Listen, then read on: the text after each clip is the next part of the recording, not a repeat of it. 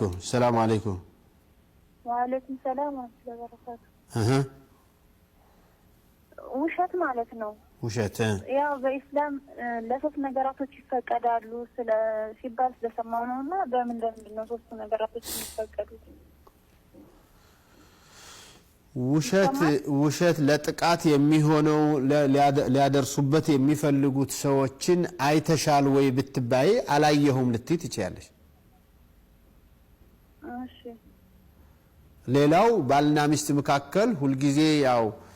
የተለያዩ ጥያቄዎች ልትጠይቅ ትችላለች ወይ ሊጠይቅ ይችላል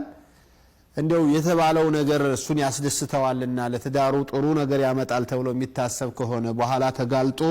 ለችግር የማይጋለጥባት ከሆነ የማይጋለጥበት ከሆነ ቢዋሹ ትዳሩን ለማስቀጠል የሚችል ከሆነ ችግር የለውም ነው እሺ ሌሎቹ ደግሞ እንደዚሁ ካንቺን ከችግር ለማስመለጥ ባስበሽ ለምሳሌ ባልሽ ጋር ይሄድሽ ይሄ ባልሽ ነው ወይ ብትባይ ባሌ ነው ካልሽ ሊገሉብሽ ከቻለ ወንድሜ ነው ብለሽ ማለፍ አይነት ማለት ነው